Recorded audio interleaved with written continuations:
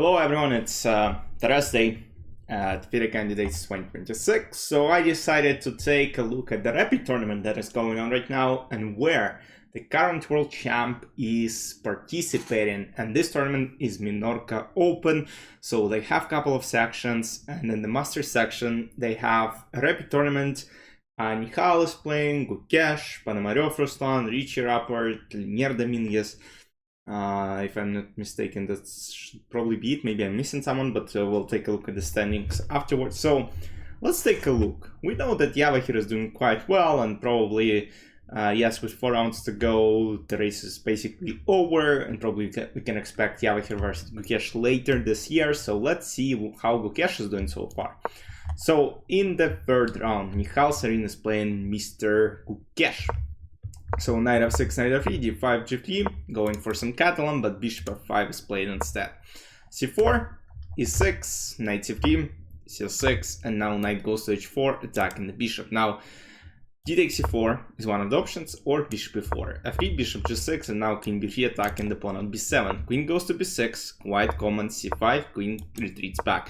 Queen c7, by the way, is quite logical option. So I recently was taking a look, at similar positions. Let's say takes, knight a6, and then knight tries to go to b4, and let's say rook a4, bishop c2, and I don't know. In this case, with pawn being on f3, it's kind of bad, because your knight is somewhere where it should go to g2. Like, you gotta somehow develop your bishop, so it's not that good. But so the point, my point is that Gukesh should have taken on b3, and then after a takes b3, proceed with knight a6, and then you kind of have to take and play rook a4 to protect from b4 square, and you also don't allow this bishop c2 option.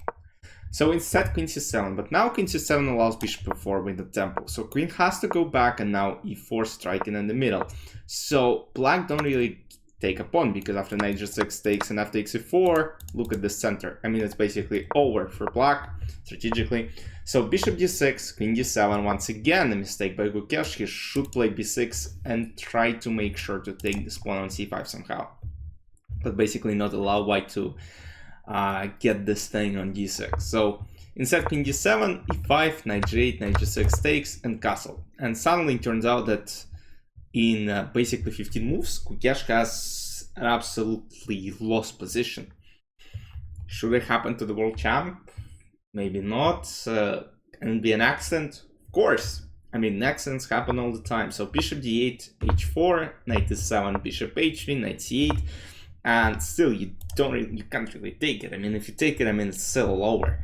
So b6, king b1, a5, queen c2, takes, knight a6, trying to at least create some pressure. a3 to disallow knight b4, knight a7, g4, not allowing knight f5. So basically, Gukesh, he's trying to come up with something, but there are no ideas whatsoever. Queen b7, bishop f1, bishop c7, knight d2. Now knight comes to d4. Let's say g3 to support h5. So knight d4, bishop d3, rook e1 to protect e5 in case of f5, and now f5. And now it's just ba-bam, ba-bam, ba-bam, takes, rook h4 takes, sacrificing the knight, takes, and after queen f2, Gukesh had to resign because his position is hopeless, and one of the best computer moves is to play queen b2, which already tells you that it's absolutely unbelievably hopeless, just because queen f7, queen h4, queen f8, queen f7, checkmate, rook f8, rook d8. So, and as you might see, the accuracy is super high for Michal, 96.6 versus 94.6 for Mr. Gukesh. And I want to take a look at the game he played today against Mr. Ruslan Dommaraju. So Ruslan plays c4, Gukesh responds with d6, knight f3, d5, and once again we have kind of similar idea, but now Gukesh doesn't have his bishop on f5. So d4, d3, bishop b4, bishop d2, a5, bishop g2, knight e7, knight a3, knight goes to b5 attacking this pawn, bishop c5, castle, c6, knight a3 goes back, bishop d6. So some of you might be asking, why not damage the pawn structure? Guys, you're giving up your bishop. If you look at the dark squares, it's just extremely weak. And you also pay attention d4 is potential weakness, this pawn is potential weakness. If ever play b6, I mean, and put c5, I don't know, there's also bishop on this diagonal, like rook b1 would be one of the ideas, and then maybe even queen b3 or queen e1, and trying to get bishop to b4, so you don't really want to do it.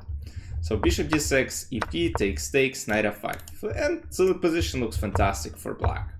e5, c5, takes, bishop g5 attacking the queen, Gukesh goes back, he's up a pawn, bishop e7, queen e7, rook c1, knight a6, rook e1, bishop e6, bishop h3, setting up bishop f5 idea, the rook is pinning the bishop, so queen f6, takes, and now finally takes the pawn back. So rook d8, queen f6, g takes f6, and suddenly, I mean, it's still quite good for black. I mean, active bishop, but potentially, I mean, I don't like the structure, of course, but I mean, you can't really use it. I mean, black have their own counterplay here. So knight c4, knight b4, looks logical. Knight d3 attacking the rook, rook goes to c3, now bishop h3. And now potentially there is a deal, let's say, I'm not sure if this move is careless or not, but like there is now knight f4, and suddenly rook d1 idea is coming up. So, and knight e2 as well, so you gotta protect from a lot of threats. Of course, this saves today, but there's even knight g2, and now after knight e3, black will win an exchange. So, yeah, quite interesting. So knight e3, rook b8, b3, bishop goes back to e6, a3, and trying to potentially go b4 at some point. Rook c7, rook c2, rook goes back, and now bishop h3.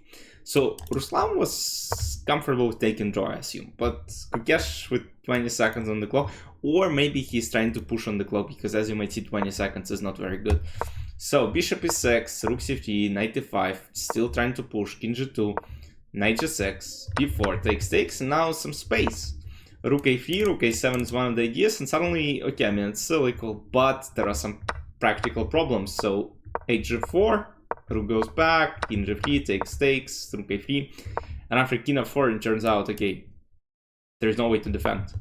So rook goes to a8, e4, rook b7. You might be wondering why not transpose to, let's say, a rook and game, but simply here, I mean, I assume even b5 might be possible. It's probably not as strong, but like now if takes e6 and it's a lower, and you also want to play b6 takes and then b7 and trying to promote, but also just want to take. Oh, computer actually now thinks that b5 is best. So basically takes, now rook c5, you just take back, b takes 6, rook c6, I mean the pawn structure is horrible, this pawn is just getting the king to d5 will solve all the problems. But okay, rook e8, e4, rook takes, knight h4, now knight goes to f5 in case, let's say, rook goes somewhere, b8 is a checkmate because takes. So bishop f5 takes, rook d2 attacking the pawn, rook c7, now 2 plus pawns, and the game is basically over.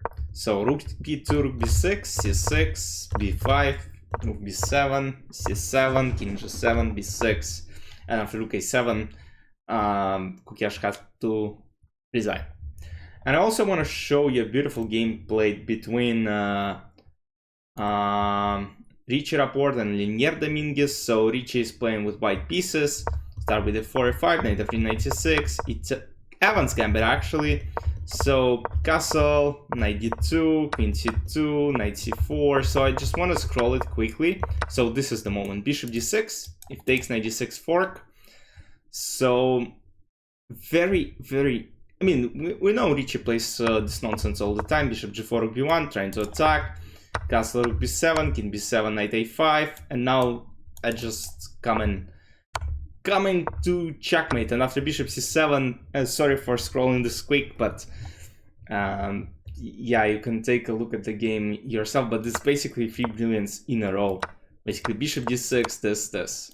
Just straightforward attack and on move 20 it's all over. I mean, the Grandmaster 2700 level is losing 20 moves because of, let's say, some, yeah, careless play, but it's like, it still deserves our attention a lot. But yeah, absolutely mind-blowing performance by Mr. Richie Rapport with 94.2 performance and 82.6 for black. So, as far as standings go in this event, Michal is first along with Ruslan Ponomarev. Then we have Mr. Gukesh, who won 2 games. I mean, he's not doing too bad. He won against Hari Krishna, he won against Dominguez, so it's not too bad. And they're playing. He will be playing against Nihal Pintala and Ricci in the next few rounds.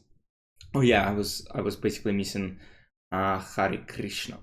But okay, guys, let me know what you think. I mean, as you might see, Gukesh is struggling. I mean, that's not classical chess, so I don't really put too much thoughts into this, but still shows that, you know, he's not winning this event. Maybe he will, but it's going to be tough with 1 point with 3 rounds to go. Meanwhile, we will see Javokhir Sindarov playing in Grand Chess Tour coming up, so it's going to be very exciting to see. So, hope you guys enjoyed. Let me know any thoughts you might have regarding this, and I'll see you tomorrow after FIDE Candidates round number 11. We have 4 rounds left, so let's see how they go. See you soon. Bye-bye.